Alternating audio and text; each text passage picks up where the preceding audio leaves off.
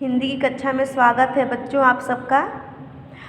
अब गद्य प्रश्न हम यहाँ समाप्त करते हैं। आज शुरू होंगे हम लोग पद्य से संबंधित प्रश्नोत्तर, ठीक है ना। पद्य यानी आदिकाल, भक्तिकाल, रीतिकाल, आधुनिक काल, इन सबसे संबंधित जो प्रश्नोत्तर है पद्य साहित्य से, उससे हम शुरू करते हैं ना। तो पहला प्रश्न है कि आदिकाल का नाम अपभ्रंश काल दिया है, किस रचनाकार ने दिया है? तो उत्तर होगा कि आदिकाल का नाम अपभ्रंश काल दिया है चंद्रधर शर्मा गुलेरी ने। दूसरा प्रश्न है आलखंड का दूसरा नाम क्या है? तो बेटा आलखंड को हम परमाल रासो के नाम से भी जानते हैं। उत्तर है परमाल रासो। अगला प्रश्न है कि आदिकाल की रचना नहीं है, तो बेटा इसमें आदिकाल की जो रचना नहीं है वो है मृगावती। मृगावती जो है भक्ति काल की रचना है और इसके रचनाकार है कुतुबन, है ना, जो आपके प्रेमाश्रय शाखा से संबंधित है। अगला प्रश्न है कि रामचंद्र शुक्ल ने जिस काल को वीर गाथा काल कहा उसे आदिकाल कहते हैं, कथन किसका है? तो हजारी प्रसाद द्विवेदी ना। आमिर खुसरो किस युग के कवि हैं? तो ये आदिकाल के कवि हैं ना। आदिकाल के रचनाकार इनमें से कौन है? तो आदिकाल के रचनाकार आपके हैं नरपति नाल। उत्तर है नरपति नाल, क्योंकि केशव दास जी हैं जो आपके रीतिकाल से हैं ना। अयोध्या सिंह उपाध्याय द्विवेदी युग से हैं, ये आपके भक्ति काल से हैं। हिंदी साहित्य के 1000 वर्षों में कबीर जैसा व्यक्तित्व लेकर कोई लेखक उत्पन्न नहीं हुआ, यह कथन किसका है? तो बेटा यह जो कथन है रामचंद्र शुक्ल का है ना, क्योंकि जो कबीर हैं उनकी भाषा, उनके ज्ञान, उनके दर्शन को समझना बहुत ही कठिन है ना। क्योंकि उन्होंने सीधे कहा है कि मसी कागज छुओ नहीं, कलम गयो नहीं हाथ, तीनों लोग की कथनी मुखई जनाई बात। तो जो व्यक्ति विद्यालय नहीं गया है ना, कागज कलम को छुआ नहीं, स्पर्श नहीं किया, वो व्यक्ति इतना प्रकांड विद्वान कैसे हो गया, है ना। ये अपने आप में रहस्य है ना।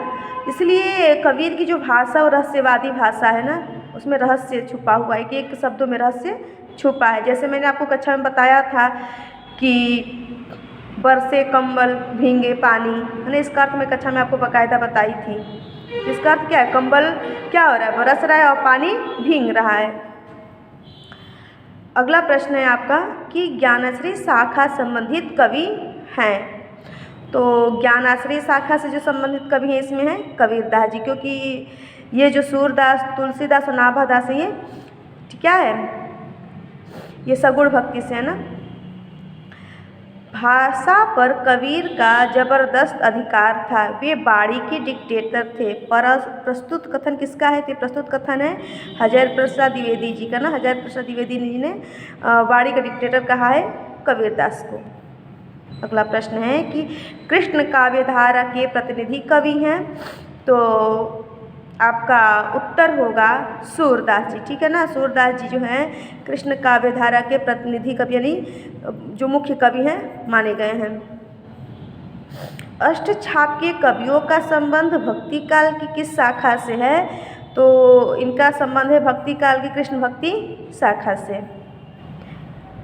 गोस्वामी तुलसीदास के बचपन का नाम था, तो उनका नाम था राम बोला ना।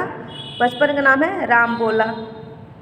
अगला प्रश्न है सुकर खेत नाम का स्थान का संबंध किससे है ना?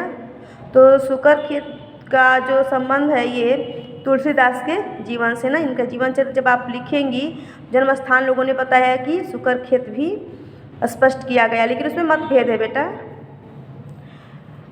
कृष्ण काव्यधारा के कवि नहीं हैं, तो जो कृष्ण काव्यधारा कवि नहीं वो हैं नाभादास जी ना। ये राम भक्ति धारा से संबंधित हैं। इनमें से हिंदी का प्राचीनतम प्रथम महाकाव्य कौन सा है? तो उत्तर स्पष्ट है कि पृथ्वीराज रासो को हिंदी का प्राचीनतम महाकाव्य कहा जाता है। और उसके बाद से जो प्रिय प्रवास, ये खड़ी बोली का प्रथम महाकाव्य है ना। ये ध्यान रखेंगे, प्रिय प्रवास भी प्रथम महाकाव्य आता है, लेकिन खड़ी बोली का प्रथम महाकाव्य है। अयोध्या सिंह उपाध्याय हरिऔध की रचना है ना। और अवधी भाषा का प्रथम महाकाव्य कौन है? ये पद्मावत है, मानस नहीं पद्मावत, ठीक है, जायसी की रचना है ये। आगे का जो प्रश्न है हम अगली वीडियो में देखेंगे ना। धन्यवाद।